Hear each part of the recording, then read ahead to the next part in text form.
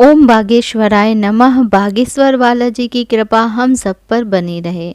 आज की इस वीडियो में मैं आप लोगों को मंगलवार को किए जाने वाले व्रत की कथा सुनाऊंगी। मंगलवार का दिन राम भक्त भगवान हनुमान को समर्पित है और इस दिन उनका विधि विधान से पूजन किया जाता है। मान्यता है कि जो भी भक्त पूरी श्रद्धा व भक्ति भाव से हनुमान जी का पूजन करते हैं उनकी सभी मनोकामनाएं पूर्ण होती हैं। इस दिन हनुमान जी को प्रसन्न करने के लिए व्रत उपवास भी किया जाता है। यदि आप भी मंगलवार का व्रत कर रहे हैं तो आपको भी पूजा के दौरान मंगलवार की व्रत कथा अवश्य पढ़ना चाहिए। व्रत कथा के बिना कोई भी व्रत अधूरा ही माना जाता है। तो चलिए मंगलवार की व्रत कथा शुरू करते हैं। एक समय की बात है कि एक ब्राह्मण दंपति की कोई भी संतान नहीं थी, जिस कारण वे बेहद दुखी थे। एक समय ब्राह्मण वन में हनुमान जी की पूजा के लिए गया। वहां उसने पूजा के साथ महावीर जी से एक पुत्र की कामना की। घर पर उसकी स्त्री भी पुत्र की प्राप्ति के लिए मंगलवार का व्रत करती थी। वह मंगलवार के दिन व्रत के अंत में हनुमान जी को भोग लगाकर ही भोजन करती थी।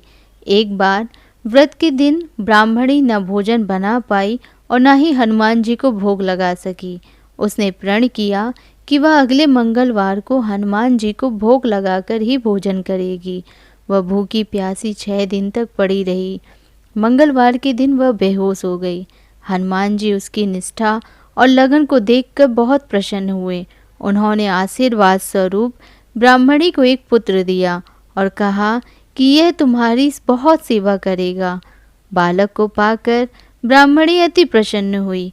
उसने बालक का नाम मंगल रखा।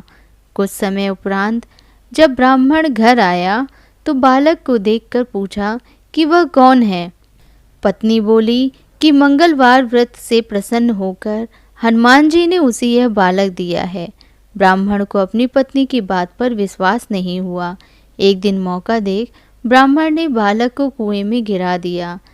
घर में लौटने पर ब्राह्मणी ने पूछा कि मंगल कहाँ है।